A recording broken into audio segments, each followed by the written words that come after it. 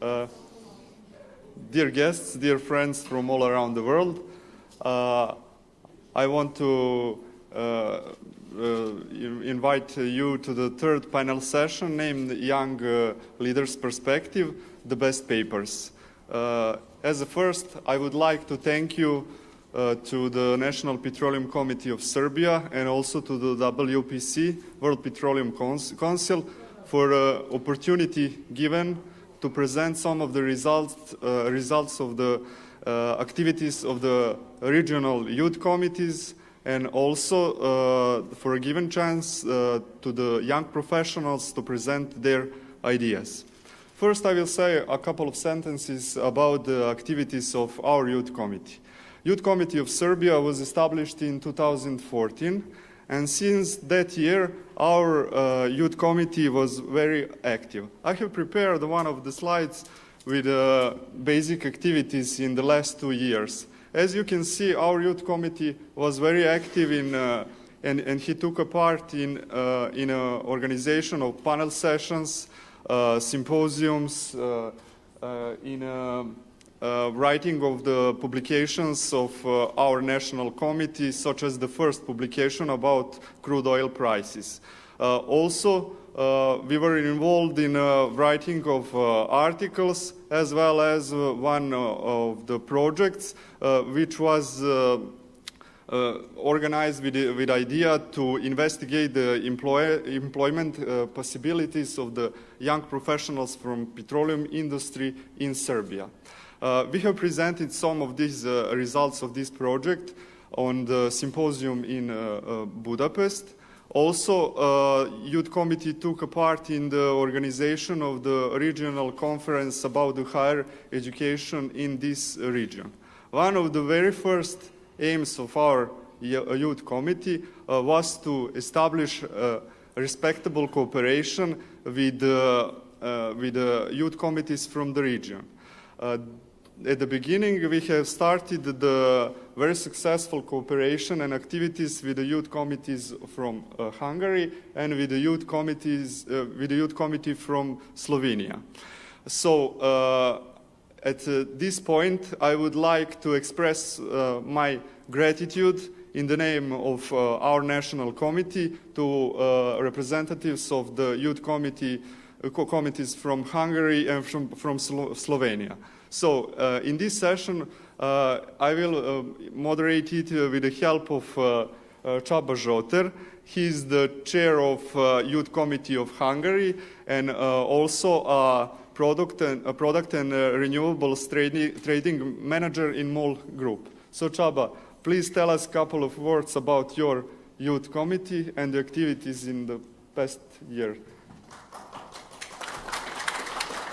Thank you very much. Thanks, Dragan. It's a pleasure to be here, actually, and it's a pleasure to get a cooperation with the Serbian National Committee and the Serbian Youth Committee. So I think that works well, and also with the Slovenian friends. Instead of telling you the list of activities or talk about the future, I would just rather mention one activity we had last year, which was the flagship event of the Hungarian Young Professional Committee, which was the Tomorrow's Leaders Symposium, WPC Tomorrow's Leaders Symposium we organized last October in Budapest, which was a downstream-focused event, focusing on the questions of downstream overcapacities, low prices, low margins. At that time, actually, there were high margins eventually, environmental issues, and also young views.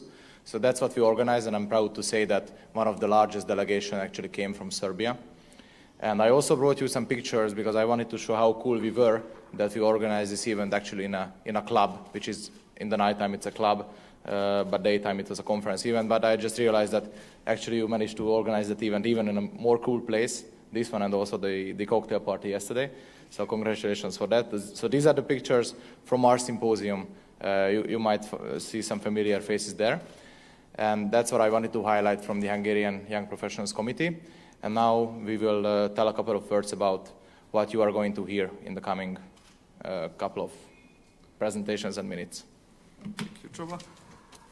So, now I will say a couple of sentences and the main highlights about our panel session.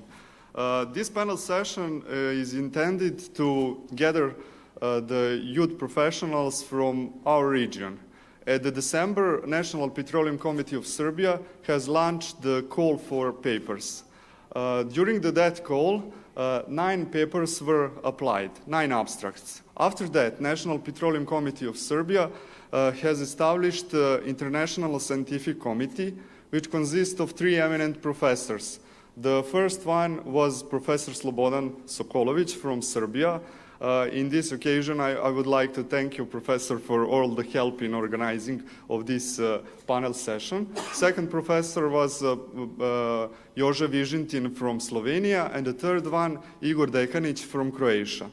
So after that process of selection, the International Scientific Committee has selected the 3 best papers. So today, there is intention that we present the main results of those 2, the best papers. And before of that, we will start with presenting with the introduction presentation by Professor Mirjana Radovanović. So, Csaba, please announce the first speaker. Before that, so this will be the procedure. So there will be an introductory speech, and then there will be 3 presentations. And I really would like to encourage you guys to bomb those young talents with your questions after the presentations. But before that, so that will be the agenda itself. But before that, just a couple of person approached that. So actually, I saw the presentations, and there are extremely exciting ones, really. And I'm responsible for fossil fuel trading and also biofuel trading, which is anyway a bit schizophrenic situation. But as we heard in the oil industry, but as we heard today, this is the decade of diversity, or the century of diversity, and also uncertainty. So I think that we will hear very diverse topics, very diverse presentations. I'm happy that it will be that fossil fuels versus low carbon economy will be covered. I'm happy that also, that's special to my heart, also biorefinery processes will be covered. I'm happy that also waste utilization will be covered, although it's in upstream, but I think it has a several relevance in the downstream as well. And last but not least, we will have a regional refinery review. So this is kind of the highlights if the coming 1 hour, 20 minutes or something. And as we said, we will be starting with Mirjana Radovanović talking about fossil fuels and low carbon environment. Thank you very much. Okay. Dobar dan svima. Dobri dzień. Good afternoon, ladies and gentlemen.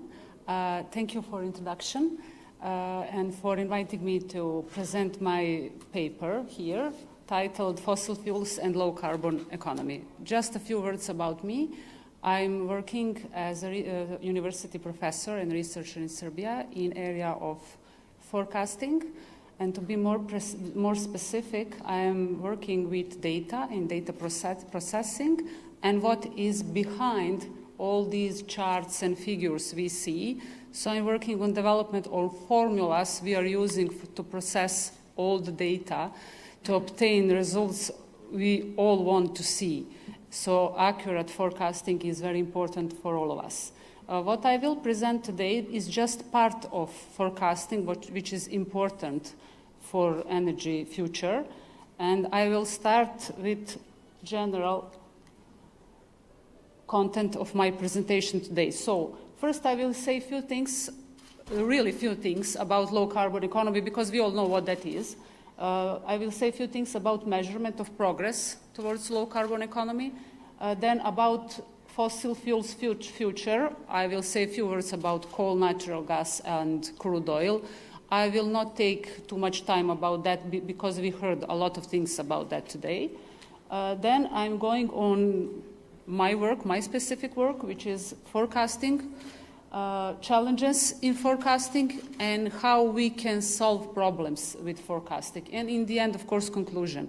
I would like to say that there is no 100% forecasting. We all know that. So what I will present today is just a general overview. Low carbon economy. We all know that European Union, at least the European Union, is decided to go towards low carbon economy. And here I have presented what European Commission means about that. What is important for low carbon economy is that we would like to have economical growth, of course. Every country wants to be economically developed. For that purpose, we need to use energy. Energy use produces carbon pollution.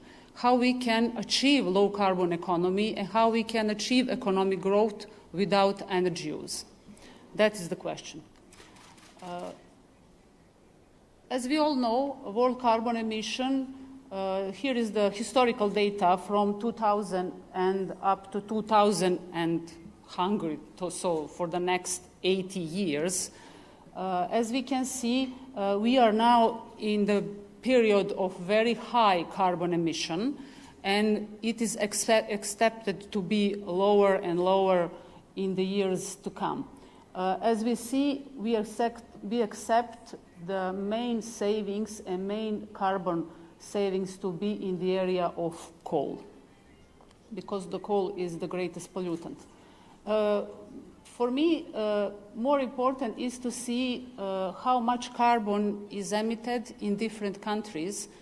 We mentioned in few presentations here that the more important, the countries with highest level of emissions are China, and now it's going India. So we should proceed to see what is going on in China and India. I'm not sure if you can see. The blue line is the United States, yes, and Europe, Russia, and the rest of the world are on the bottom. So it is very clear that we need to pay attention on China and later on India. The European Union, as I said, set their milestones, and they want to achieve 40% of emission cuts by 2030, 60% of cuts by 2040, and the final cuts beyond 2050. So that is quite a long time period, but that is not very long time. Maybe somebody said today, maybe we are already late.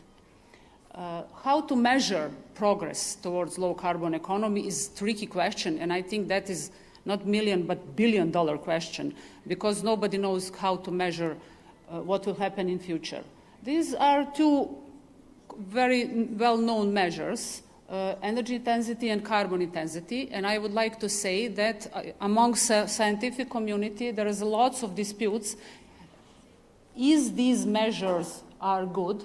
And general conclusion is they are not good to measure progress towards low carbon economy. But this conference, this workshop is not dedicated to measurement, so I will not proceed with this further on. World energy intensity declines from 1970, and it's about to decline to 2035.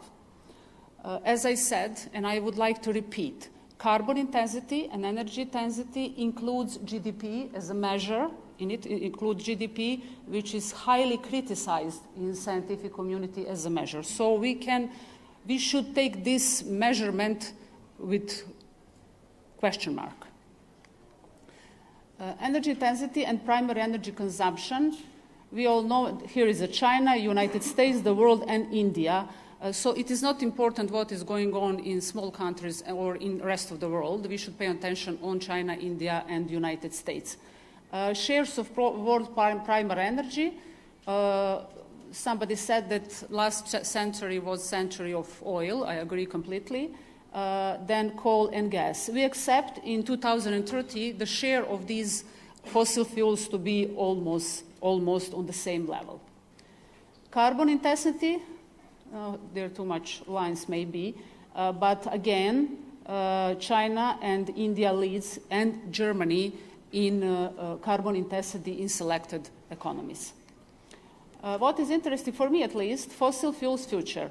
Prediction of fossil fuels future is very complex. So I'm not an expert in the field, particularly. As I said, I'm expert only for forecasting. So I care about what is going on, for example, in world's geopolitics.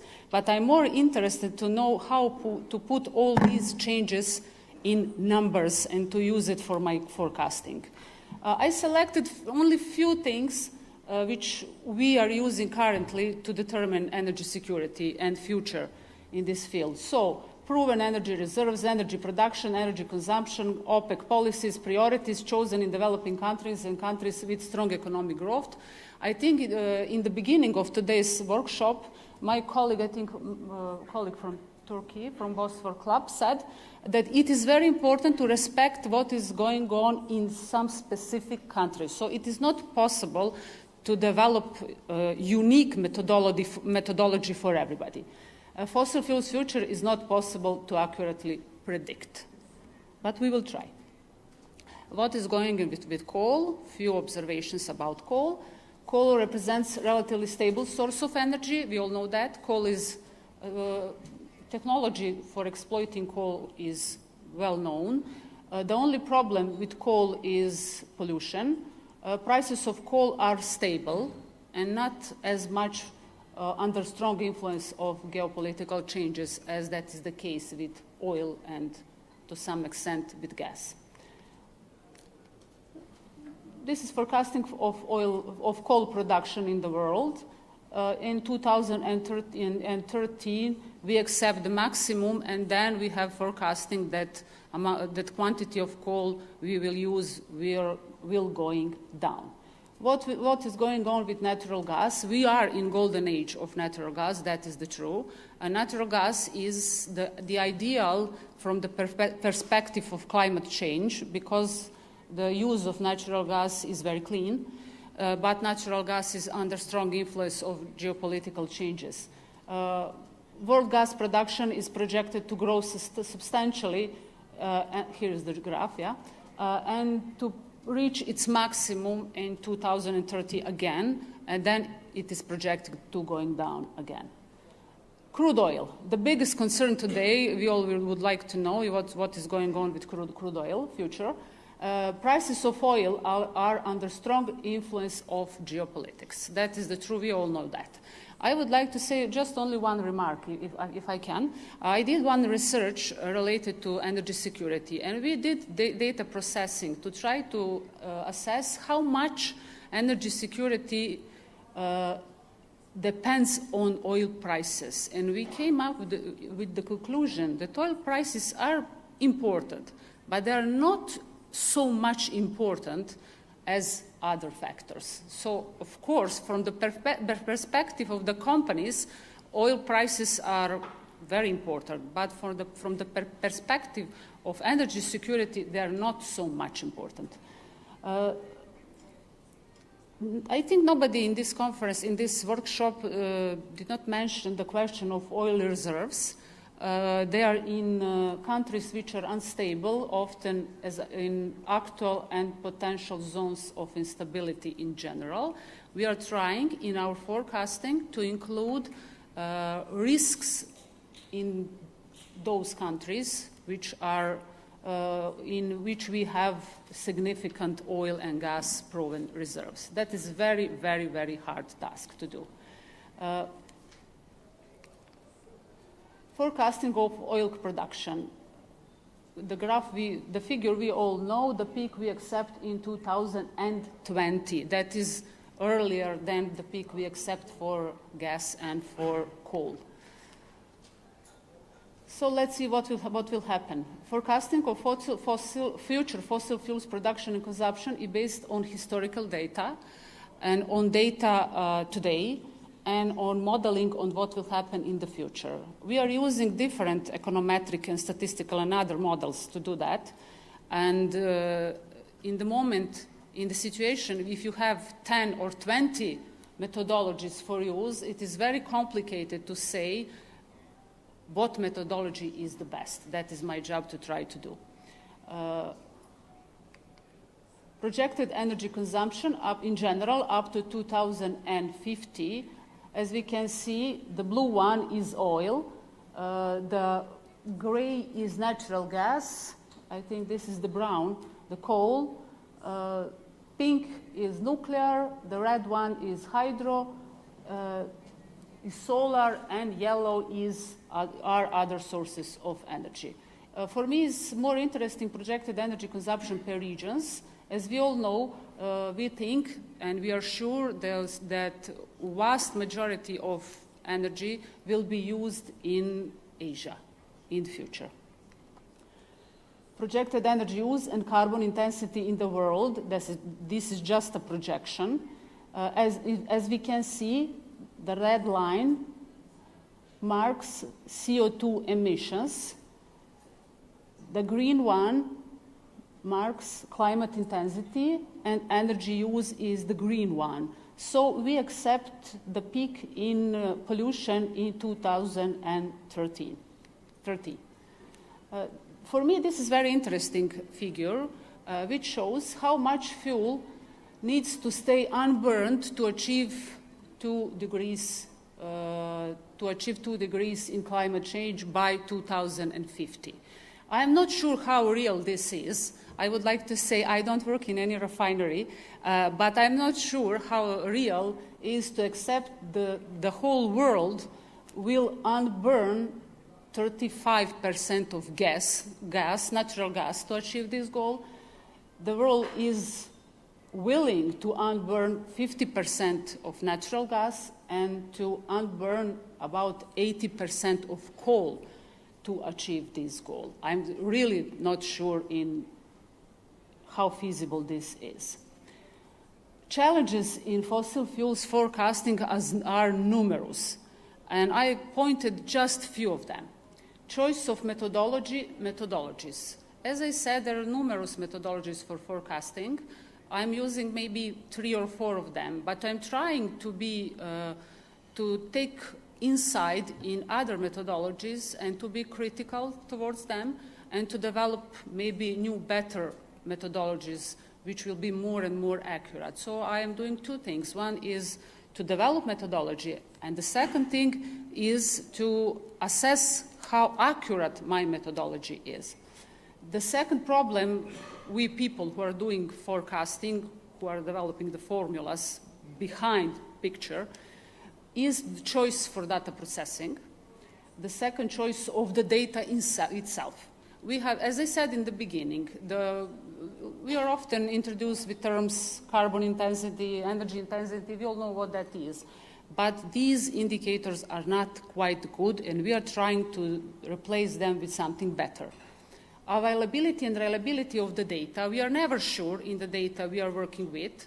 The lady from the International Energy Agency, I am often using data from their website for my research, and then I'm trying to see what I can find on the World Bank website, and I see data can be slightly different or even much more different between, for example, these 2 sources. So I'm never sure which data are accurate. The fifth problem is relation between different indicators. So I'm putting in my formula, for example, 10 indicators, but I must know in advance very often there is connection between 2 indicators I already included. So to mitigate this problem, I am using even new formulas to assess the impact of each individual variable on the final result. The use of parameters which are too complex to quantifying, that is the biggest problem for people in forecasting right now. We said, for example, the oil prices are under influence of global political changes or something. I would like anybody to say how we can quantify that. That is the main challenge for the future. At least I think it is. And assessment of short-term and long-term consequences of certain changes. That is the easiest task. For example, we know that low oil prices have big impact on investment currently, and in the future we will have problem to supply consumers with enough energy. That is the magic circle. I said I mark the problems I saw in forecasting and I see in my professional work. And we are trying to develop some solutions, how to solve these problems in data processing. So the possible solutions are the following. We need independent and critical analysis of methods that are already in use. So, for example, companies, governments, policymakers, they all would like to have forecasting which will be accurate as much as possible, but in the same time, there are analyses which can be independent, and there are analyses which somebody requires from you to do. The second thing is development of new methodologies, which is hardest task in science itself, to develop new methodology for something.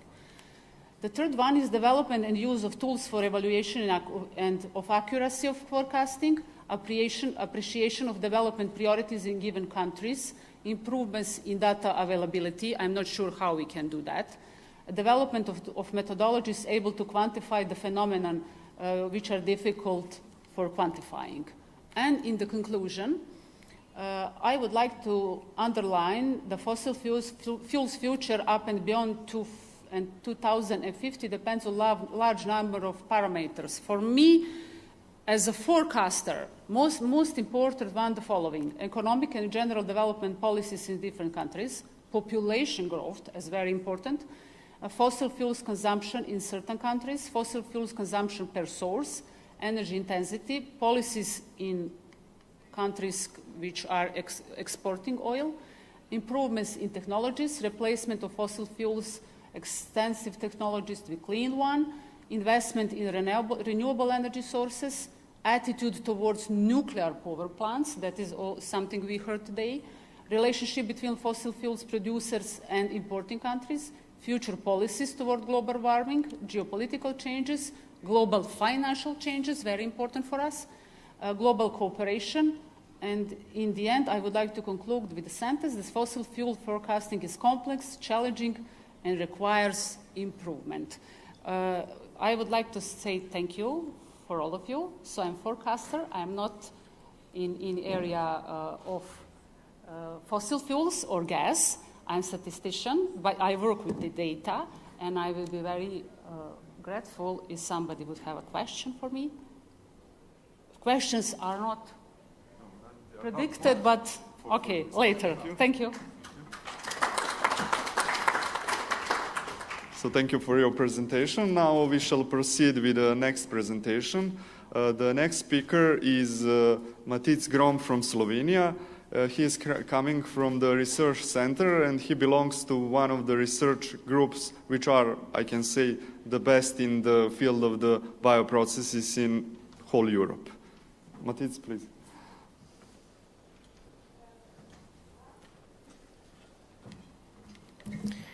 Yes, thank you for your introduction.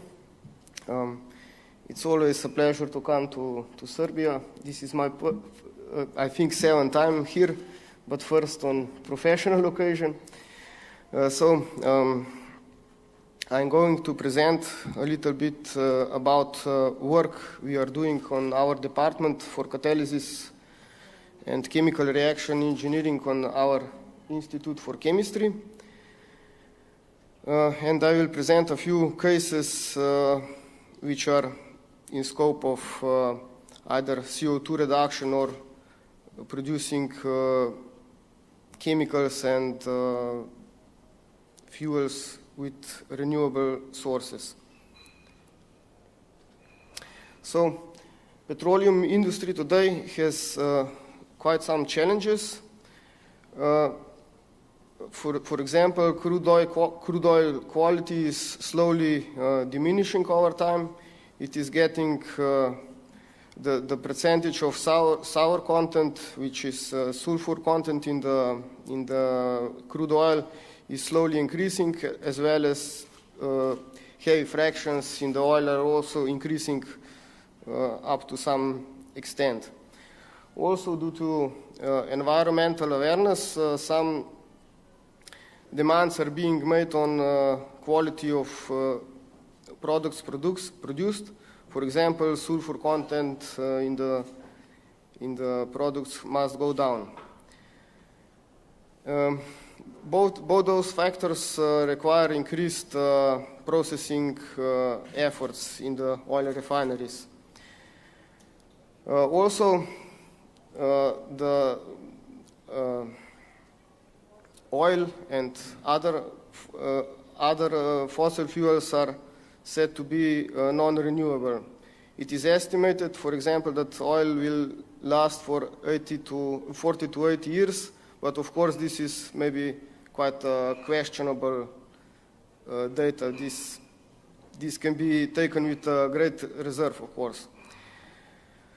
But probably the most challenging task is connected to greenhouse emissions, like emissions of carbon dioxide. Because the majority of products of oil industries are fuels, and in one way or another, when they are used, they are at the end converted to carbon dioxide. So this is the carbon dioxide emissions are causing great concern, and this leads to some initiatives in the world to reduce their emissions, and the agreement is from last year that the temperature increase due to carbon dioxide emissions should be below 2 degrees. In that respect, a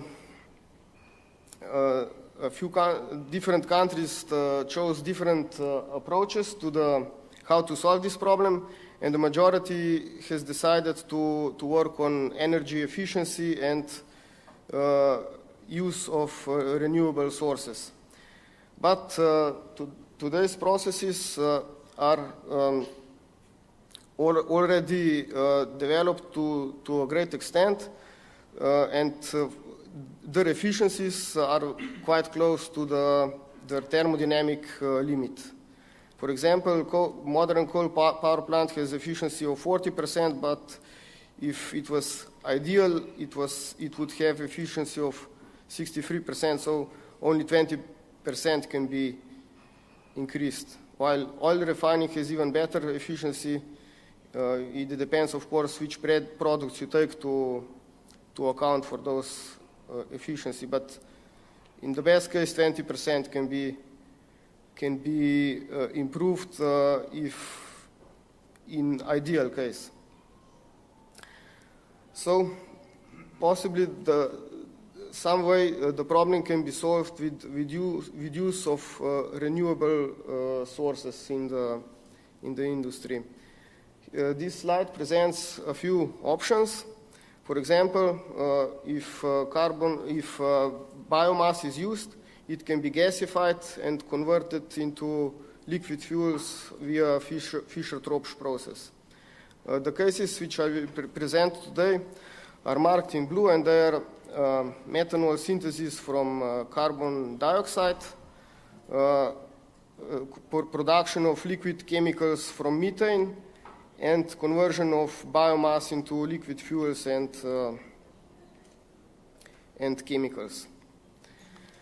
The main project which we are working on is production of methanol from captured carbon dioxide from coal electric power plants.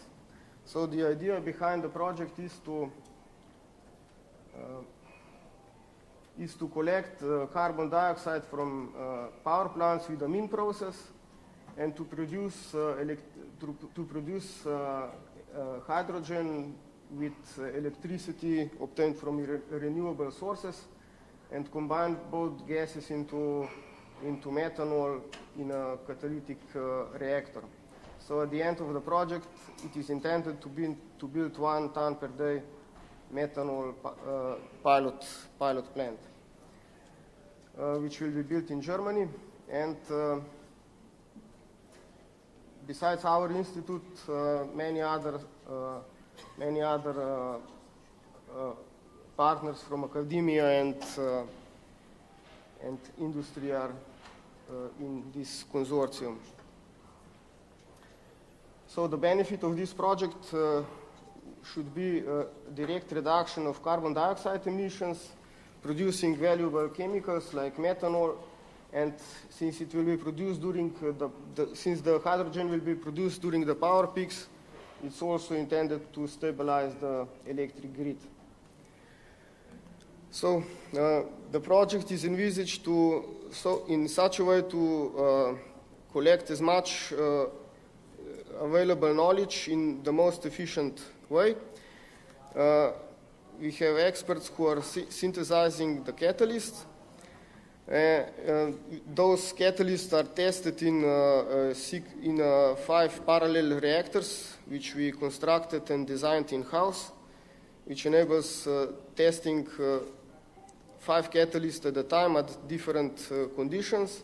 And we use those data obtained from testing to improve our mathematical models, which are used to in iterative way to improve our catalyst design and also the process design.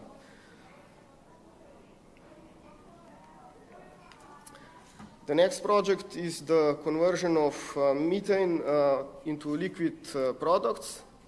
And one option to do that is to use a plasma reactor. The problem with methane is that in a lot of cases it is available in quantities which are not viable for economic exploitations, like Vuk will also talk about, at least for his part. And the idea behind this reactor is to convert them directly into either fuels by Fischer-Tropsch process or into methanol with the aid of plasma. And also we are working on conversion of biomass into liquid fuels. This process is composed of 2 steps. The first one is dissolution of biomass with the aid of liquid solvent.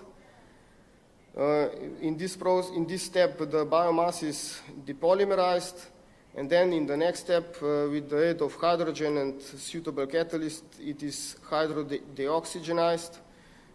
This process removes chemically bonded oxygen, which has a consequence of increasing calorific value of a fuel, and also to improve the viscosity of the fuel.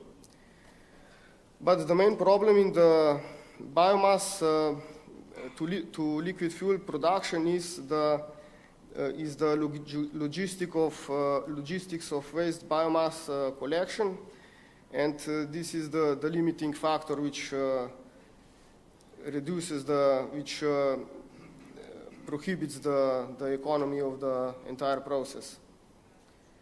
So we are also studying, because the fuels have relatively low value compared to some chemicals, we are also studying the ways to improve, to convert biomass into useful chemicals, and we are doing these studies by studying reactions on eugenol, which is our model compound, and we are also using theory to improve the model predictions of those processes. So the idea is to convert biomass into useful products like aromatics, resins, and dyes. And the last topic is conversion of cellulose into adipic acid, which is used as a precursor for nylon synthesis. So first the glucose is depolymerized, and then this glucaric acid is hydroxydeoxygenated into adipic acid. And as you can see, the process has a lot of steps and a lot of side products, so it is very difficult to obtain just a desired product. A lot of starting material goes into the waste products. So therefore we are now studying the kinetic model of this process to use it and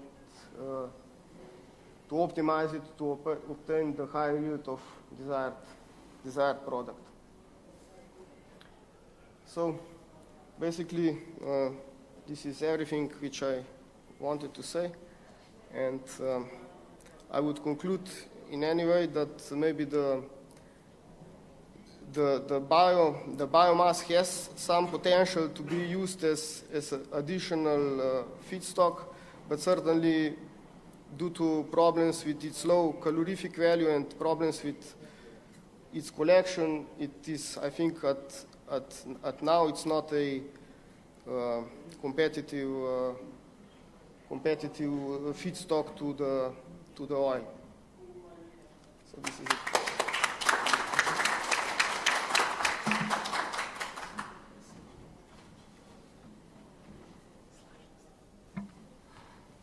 So, Matic, we have prepared a couple of questions for you in relation with your paper. So, I would like to ask you, in your opinion, what is the most promising product of CO2 conversion? Well, one way, the production of carbon dioxide is very great. So, even if we try to use it in as efficient way as possible, even in that case, it is basically a waste.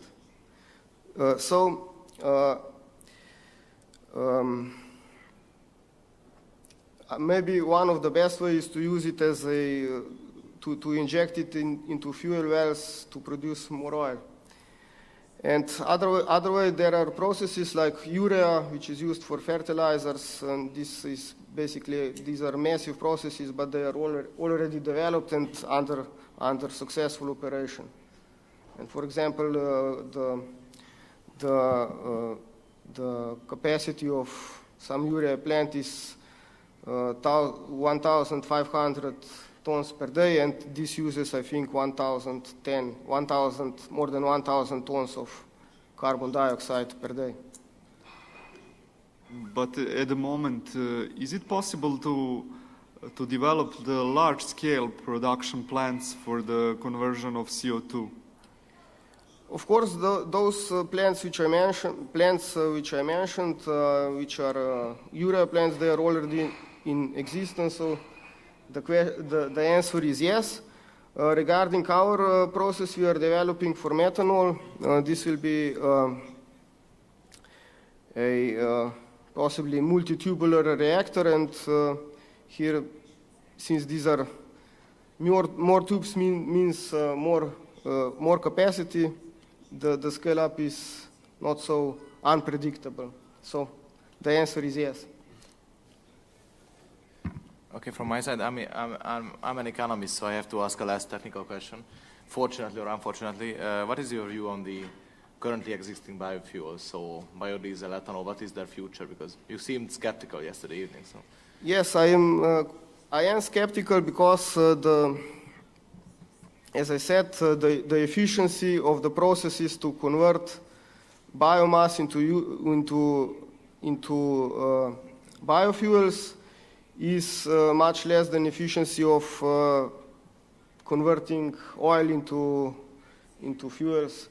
And when you burn the fuel at the end, you always get carbon dioxide. So even if you burn biofuels, you get carbon dioxide at the end.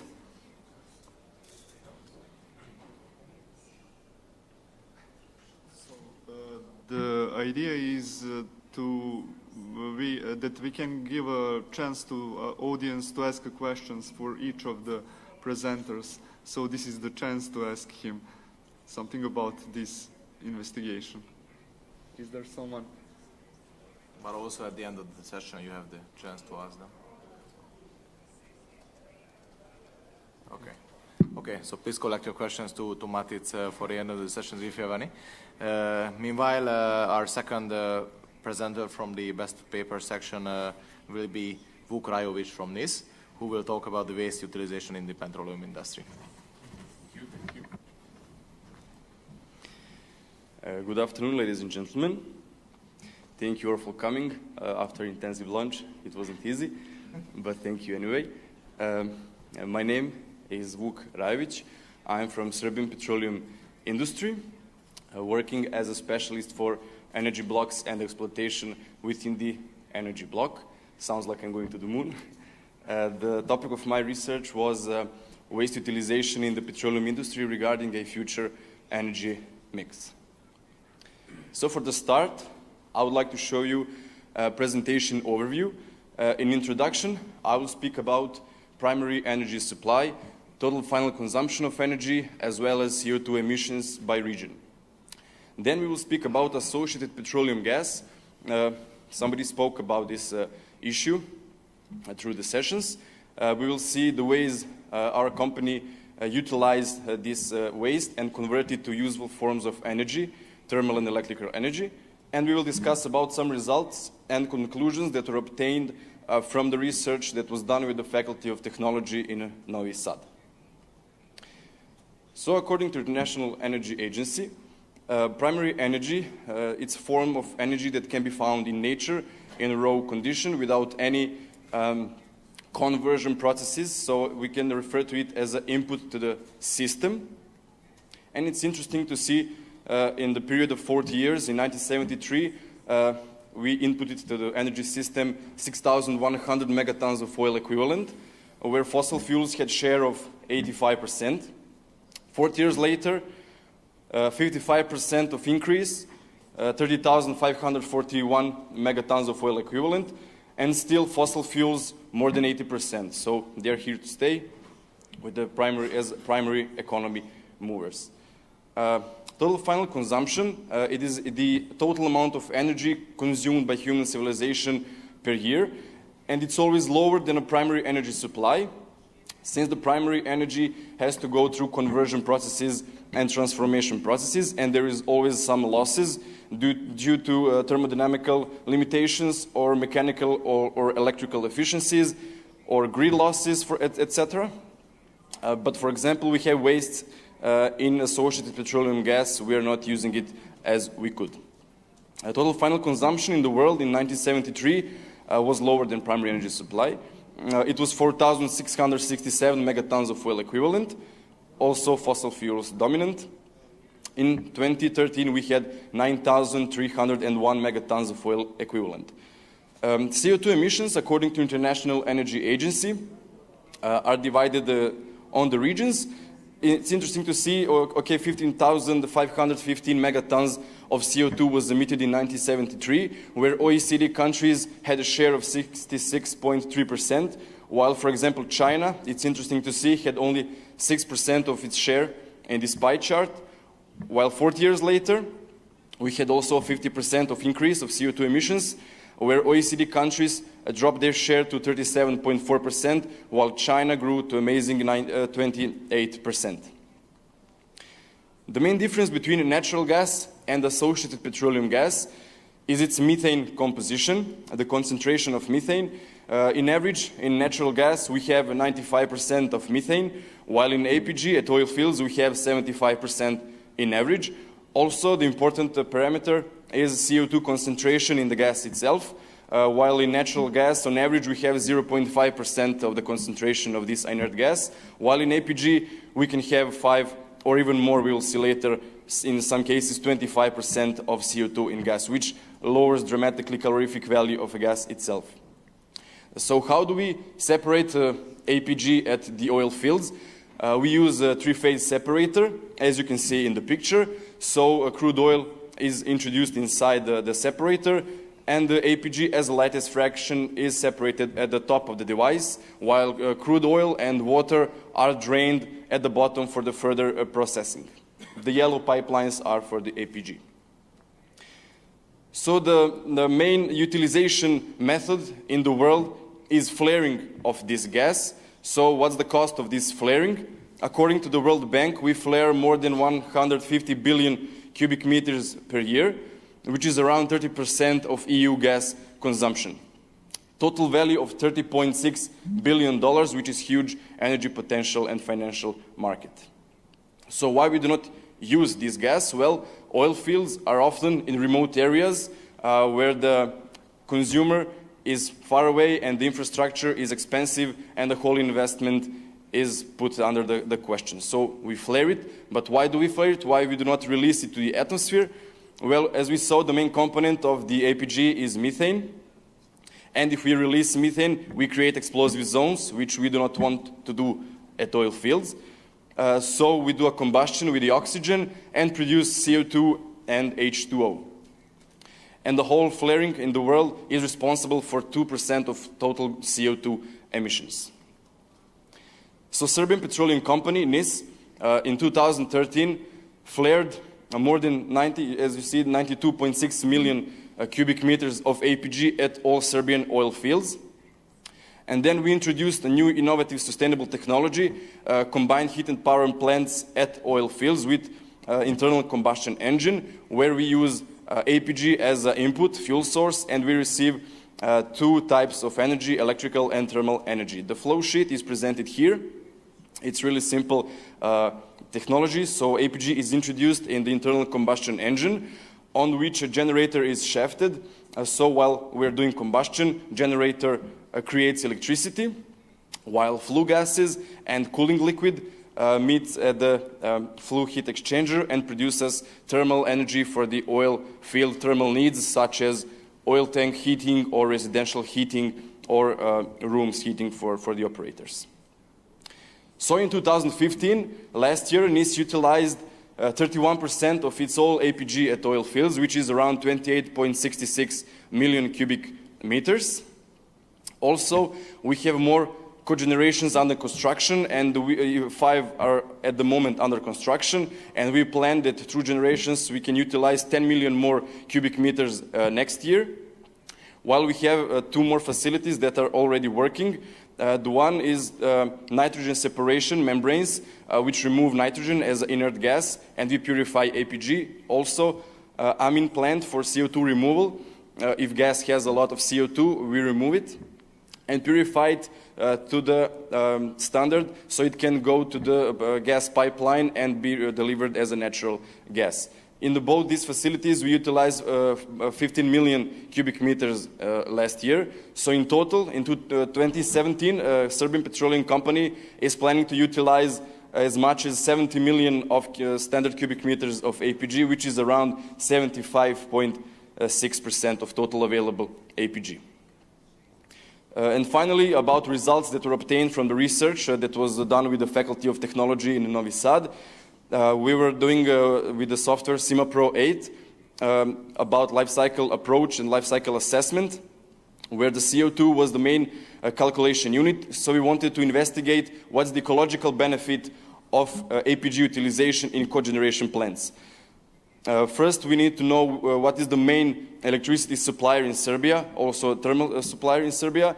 It is definitely lignite, which is a low calorific value coal, with a really low C fraction of just 65%, and it is responsible for much as 70% of electricity supply in Serbia, and it is a centralized system. And this picture, we can see the flows of these systems. In the picture, you can see the Nikola Tesla power plant in 2014, when we got hit by major floods. And besides environmental disaster, we were like a few meters away from a huge energy disaster. This plant in particular is responsible for around 40–50% of electricity supply in Serbia. APG composition at our oil fields is presented in this table. So I just wanted to show you again, the methane composition varies from 66 to 85%, and CO2 varies from 0.5 to as much as 25.29%, and you can guess the gas with this concentration of CO2 is really, really low calorific value, around 28 megajoules per cubic meter.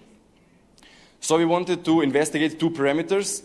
First one was cumulative energy demand, which answers the question of how much megajoule of energy, in this case fossil fuel lignite, is saved by flaring or combusting 1 cubic meter of APG. And the second parameter was global warming potential, which answers the question of how much CO2 is generated from 1 cubic meter of APG, even flare or CHP, when comparing to lignite. So the results showed us that the cumulative energy demand, if we flare 1 cubic meter of APG on the torch at oil field, which is the technology that is in the world, we will release 35.4 megajoules per each cubic meter of APG, while if we do this in the combined heated power plant, we will save 48 megajoules per each cubic meter of APG. On the other side, global warming potential showed us that per each standard cubic meter of APG with flare, we release 2.25 kilograms of CO2 equivalent. While if we do a combustion in the cogeneration plant, we will save 4.94 kilograms of CO2 per each cubic meter of APG. So finally, we can say that comparing LCA results, we can conclude that using CHP plants at oil field to utilize APG, we can reduce global warming potential by 4.94 kilograms of CO2 per each standard cubic meter. That is the case for Serbia. And of course, beside economical, it is clear that from ecological point of view, APG utilization in CHP plant is justified. Thank you for your attention.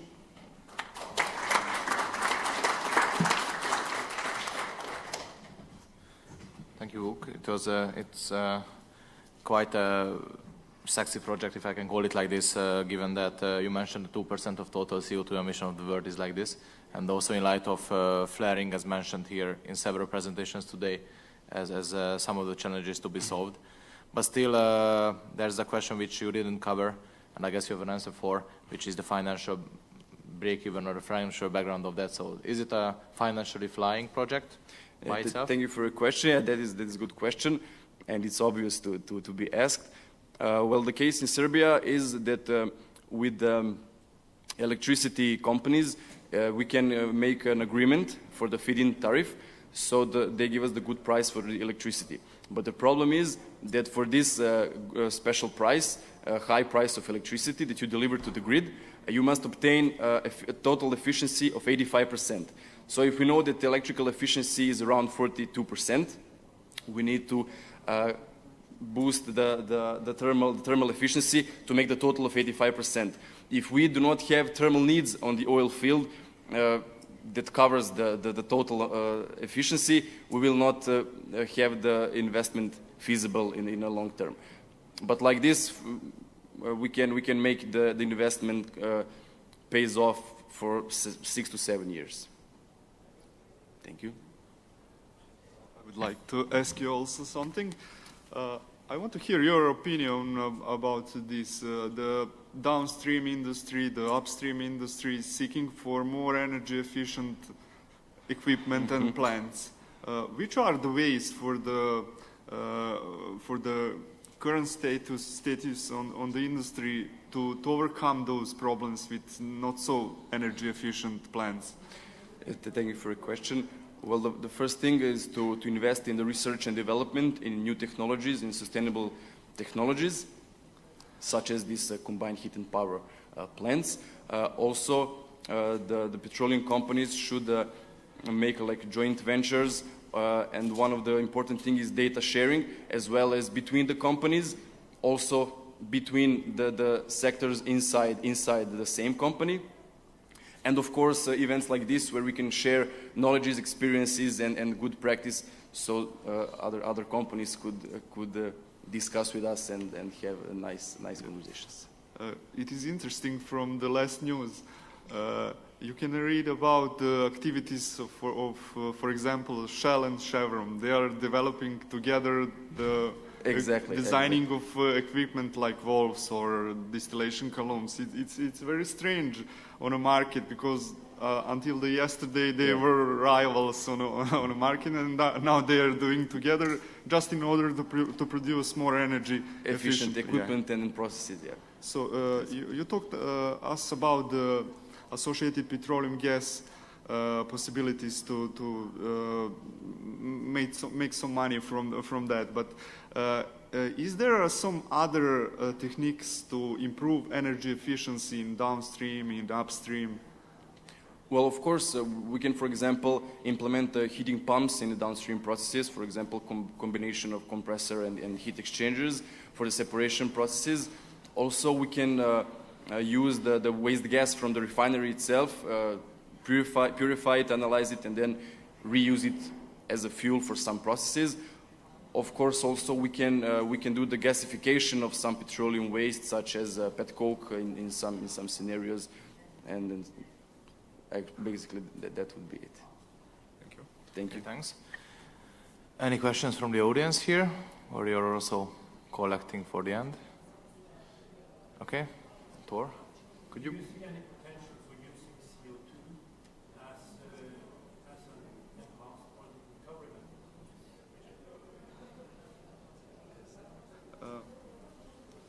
Could you please repeat it? Sorry. Do you see some potential of using CO2 for enhanced oil recovery in producing oil fields in this region? Well, it's not in my scope of work, but for now, I think it's not in the plan of the refinery to. Well, I can try to answer on your question. In Serbia, for example, you can find wells with a content of CO2 which exceeds 99%. We are often using those wells to directly sell those CO2 on a market. But also there are a project with investigation of the possibilities to use CO2 as an injection for the improving the energy of the reserves of the gas and crude oil in our country.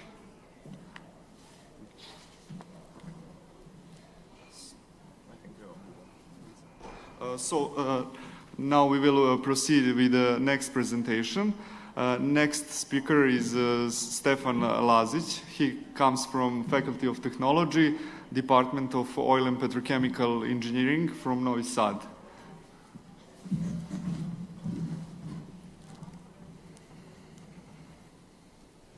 Okay, so hello everybody. The professor has already introduced me, and today I'm going to present you a simple and brief review of oil refineries in southeastern Europe. Europe is a continent which consists of 50 countries. Together they cover an area of nearly 10 million square kilometers and have a population of 740 million people, so it's a big market. And currently Europe has approximately 135 oil refineries. The region which I'm going to talk about today is the region of southeastern Europe. This region consists of 10 countries. Those are alphabetically Albania, Bosnia and Herzegovina, Bulgaria, Croatia, then Greece, Hungary, Macedonia, Montenegro, Romania, and Serbia. They cover an area of 838,000 square kilometers, and they have a population of 72 million people. And this region has 18 oil refineries. Unfortunately, not all of them are currently active. So once again, Europe has approximately 135 oil refineries, whereas this region has 18 oil refineries. That would roughly represent about 13% of the total number of refineries in Europe. This slide shows us two pie charts, and they tell us when were those refineries built. Most of the refineries built, that is more than a half of them, in Europe were built in the period between 1961 and 1980. The same also goes to southeastern Europe, when even more refineries were built. 55% of the refineries were built in that period.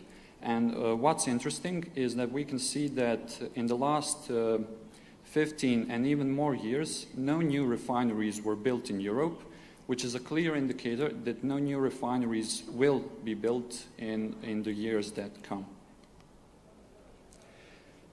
This table shows us how the refineries are distributed between these 10 countries. And the third column of the table tells us the installed, so the nameplate refining capacity of a country. So Albania has two oil refineries, the Balch and the Fia refinery. Unfortunately, the Balch refinery is currently not working. Bosnia and Herzegovina has one oil refinery, the Brod refinery. Bulgaria has one refinery, the Neftohim Burgas refinery, which is the biggest refinery in this region in terms of crude oil processing. Then Croatia has two refineries, the Rijeka and Sisak refinery. Greece has four refineries. They are the most complex ones. 3 out of those 4 refineries are owned by Hellenic Petroleum, and those are the refineries in Aspropyrgos, Elefsina, and Thessaloniki. And the last one is owned by Motor Oil Hellas, and that's the Corinth refinery. Then Hungary has one refinery, the Danube-Duna refinery. Macedonia has also one refinery, the Skopje refinery, which is also currently not working, not processing the crude oil. Montenegro is the only country from this region which has no oil refineries at all. Romania has 4 oil refineries. It's interesting that 3 out of those 4 refineries are located near the city of Plovdiv. And the last one is located on the shores of the Black Sea, but that's not that important. And Serbia has 2 oil refineries in Pančevo and in Novi Sad. Unfortunately, the refinery in Novi Sad is currently not active. So once again, these 10 countries together have a total of 18 oil refineries, and together they have an installed refining capacity of about 1.5 million barrels of crude oil per day. So this slide shows us it shows us the location of the refineries on a geographical map, and we can conclude that they are really densely concentrated. In the petroleum industry, there is, well, not a rule, but more of a suggestion that there should be at least a distance between 2 refineries of 200 kilometers. That is obviously not the case with this region. We can conclude that the competition is big and, well, once again, the market is also well equipped. Companies which are present in the region in terms of refining of crude oil in the downstream sector are Armo in Albania, Zarubežneft in Bosnia and Herzegovina, Lukoil in Romania and Bulgaria. INA, which is a subsidiary of the MOL Group, is present in Croatia. Then Hellenic Petroleum is present both in Greece and Macedonia. Motor Oil Hellas is present in Greece. The MOL Group is present in Hungary, and once again through its subsidiary INA, it's present in Croatia. OMV Petrom and Rompetrol are both present in Romania, and NIS Gazpromneft is present in Serbia. So this slide shows us how complex the refineries from this region are. On the y-axis, you see NCI, that stands for Nelson Complexity Index. It's one of the indicators of a complexity of a refinery. And we can see that most of the refineries from this region are somewhere close or even above the European average when it comes to Nelson Complexity Index. And we can also conclude that the Nelson Complexity Indexes of the refineries vary a lot. So they range all the way from slightly more than 2 up to 11. This slide shows us the nameplate refining capacities of every refinery in the region. And the refining capacities also vary a lot. They range all the way from 10,000 barrels per day up to 190,000 barrels of crude oil per day, which is the nameplate refining capacity of the refinery in Burgas in Bulgaria. And this chart shows us that if we try to find a correlation between the Nelson Complexity Index and the refining capacity of a refinery, we can conclude that there is actually no correlation. There is no rule. We both have we can have a complex refinery which has a smaller refining capacity, but also vice versa. We can have a less complex refinery that has a high refining capacity. So there is not a correlation between these 2 parameters. And last but not least, one financial parameter called EBITDA, which stands for earnings before income, taxes, depreciation, and amortization. It's one of the most important financial parameters for every company. And we can see that all of the companies which I was able to find the data for from this region have had positive EBITDAs in 2015, which means they operated well. The cone for Lukoil is much larger than the rest of the companies because I wasn't able to find the data for Lukoil's operations only in Bulgaria and Romania. I found the data for the whole company. And once again, we can see that all of the companies had positive EBITDA and operated well. And that would be it.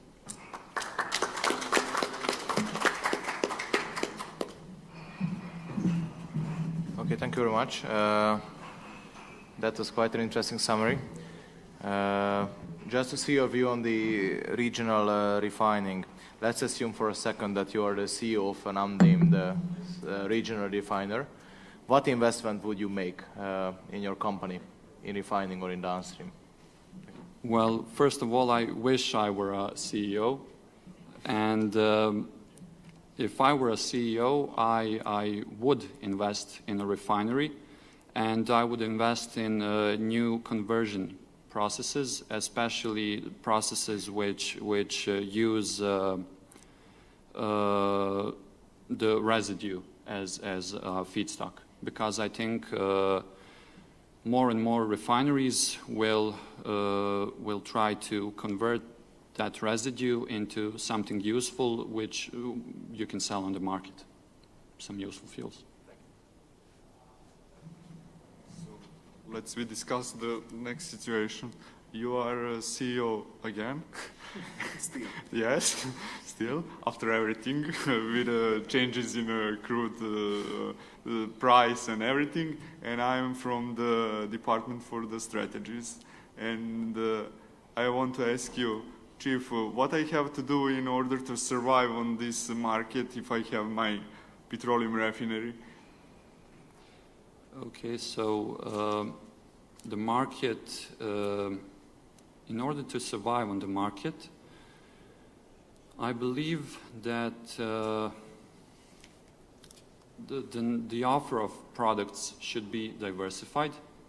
The refinery should not only offer fuels, gasoline, diesel, kerosene, and other fuels, but they should also offer renewable energy resources, and they should sell more petrochemical products. Petrochemical products, yes. Do they have to be flexible on a crude slate? And yes, in order to survive on the market, they have to be flexible and adaptable also.